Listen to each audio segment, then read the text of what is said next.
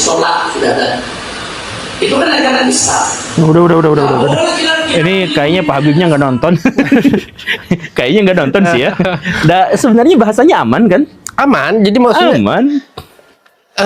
Semoga ini jadi bahasan terakhir kita soal Panji karena udah terlalu banyak dibahas. Ya kan dia tuh mengatakan bahwa jangan cuman dari jangan cuman aja. Kan? Bukan jangan, tapi jangan cuman gitu. Terlebih karena ini kan pemimpin negeri, bukan pemimpin sholat gitu. Iya. Bismillah. Takut perang ke Yaman. Habib Rizik. Cari simpati perang lawan pelawak. Diduga masalah pilih pemimpin. Pernyataan Panji jangan pilih pemimpin yang hanya rajin sholat saja. Maksudnya harus sidik, amanah, tablik, fatonah juga, Bib. Teruskan kritikmu. Saya dulu. Tapi jangan sekali-sekali kau melakukan penistaan agama. Jadi ini ada pelawak, saudara, dia nyindir beberapa mesin, nyindir beberapa orang. Tujuannya mengkritik. Sekali lagi kritiknya bagus, lanjutkan, teruskan. Saya juga tidak setuju kalau gara-gara kritiknya dia harus ditangkap, saudara, harus diproses hukum.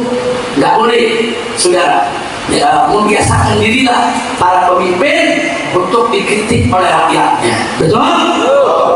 Tapi ada bagian yang sangat memprihatinkan.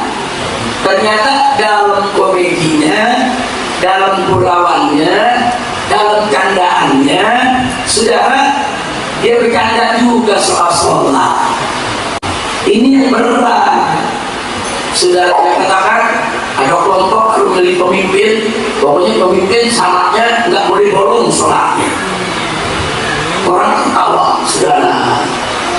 Loh, memang kenapa kalau umat Islam mensyaratkan pemimpin itu harus sholat, saudara? Itu kan ajaran Islam. Nggak boleh kita pilih pemimpin yang nggak sholat. Kalau sepintar apapun dia, sehebat apapun dia, saudara, mau bergelar profesor, doktor, hebat pimpinnya, kita tahu dia tidak sholat, haram pimpin. Itu ajaran Islam, jangan kau hina. Jadi kalau orang Islam wajib memilih pemimpin yang sholatnya nggak bolong. Bagus tidak? Bagus tidak? Perlu tidak? Tapi kalau orang Islam jadi kita bolong-bolong tentang pilihannya, tak boleh, saudara. Belum itu ditambahin lagi. Sholat itu, saudara, nggak bolong, rutin sholat. Nah, ternyata apa? Masih banyaknya korupsi, masih banyaknya maksiat. Sholat.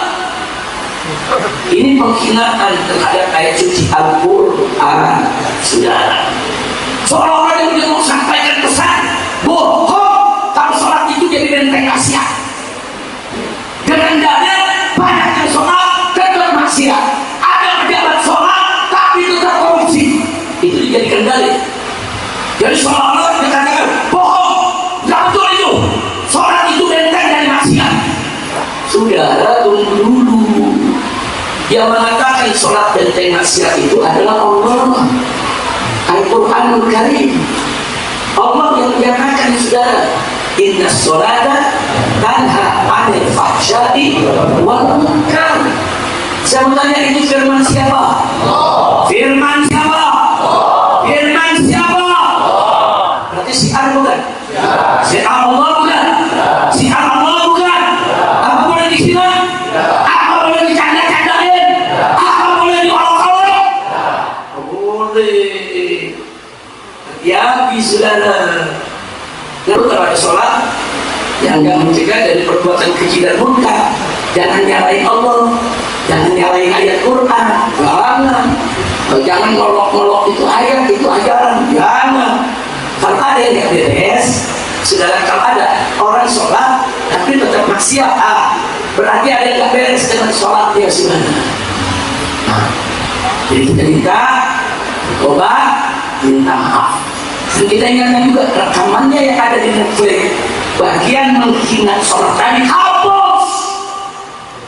Nah, ini ada di Netflix, sudah ditonton jutaan orang menonton. Dan pihak Netflix wajib kabut rekaman tersebut, sekurangnya hapus bagian yang menista menyebarkan agama. Astagfirullah. Bib, Panji kan mengkritik agar milih pemimpin yang jangan cuma rajin sholat saja, tapi juga harus punya ilmu khusus terkait kenegaraan. Simak deh videonya. Ada orang yang milih pemimpin berdasarkan ibadahnya. Gue mau memilih pemimpin yang sholatnya nggak pernah bolong. Seakan-akan kalau sholatnya nggak pernah bolong berarti orang baik. Emang iya? Orang rajin. Loh, kok nggak percaya? Emang kalau sholatnya nggak pernah bolong otomatis baik? Enggak, rajin. Lah emang kalau ada anak nggak pernah bolos berarti dia pintar? Gua kenal orang SD, SMP, SMA nggak pernah bolos tapi goblok. Gua orangnya bang, gua nggak pernah bolos gua guys. Emang nggak boleh Bang Panji? Emang nggak boleh pilih berdasarkan ibadahnya? Ya boleh, tapi jangan itu saja. Karena presiden, gubernur, wali kota, bupati ini kan pekerjaan khusus, punya skill khusus, ada kriteria khusus karena memang pekerjaan khusus seperti dokter, pemadam kebakaran, pilot.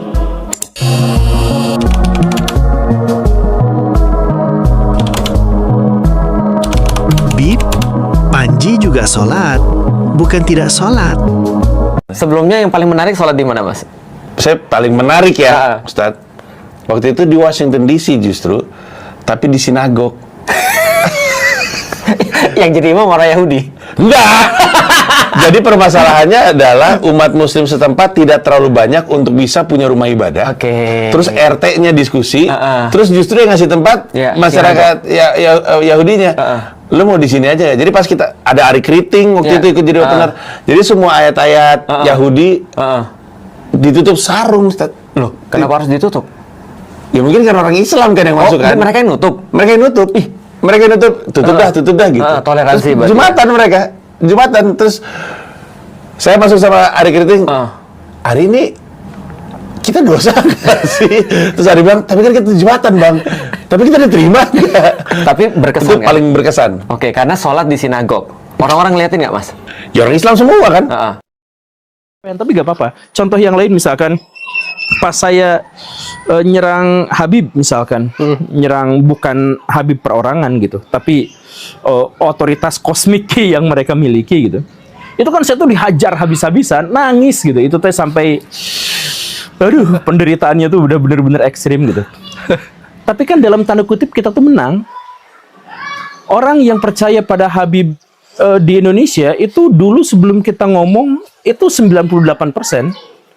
Setelah Kiai Imad ngeluarin tesisnya nggak laku, kemudian saya share di video, dijadiin konten dan jutaan, dan itu akhirnya masyarakat ngikut semua. Sekarang yang percaya Habib tinggal 51% dalam 3 tahun.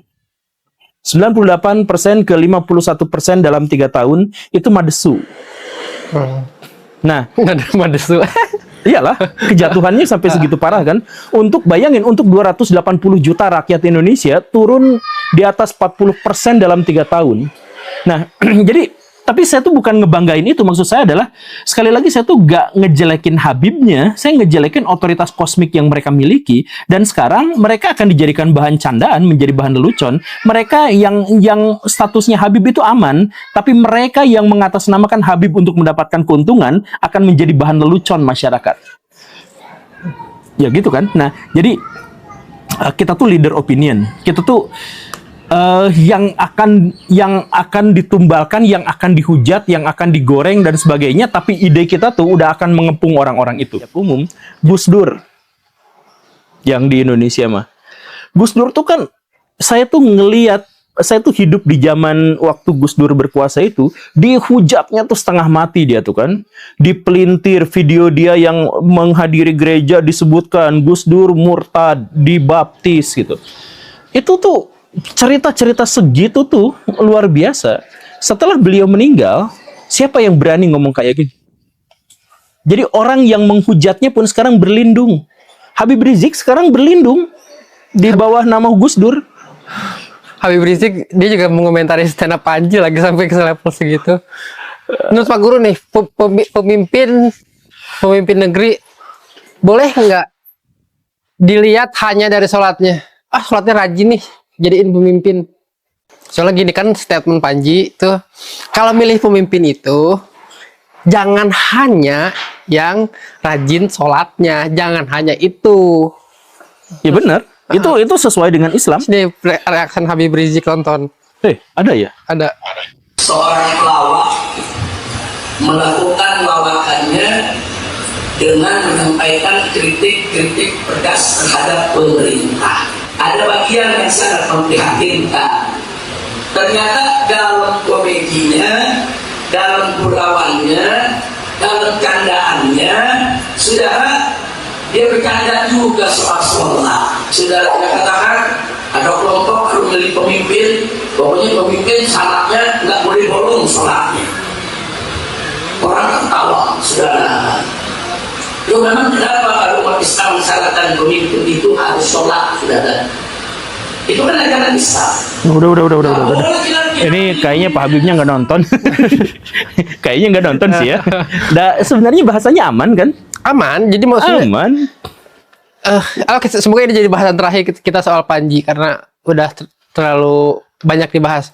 Ya kan dia tuh mengatakan bahwa jangan cuman dari Jangan sholatnya cuman aja. kan, bukan jangan, tapi jangan cuman gitu. Terlebih karena ini kan pemimpin negeri, bukan pemimpin sholat gitu. Jadi, Iya, jadi Pak Habib mah.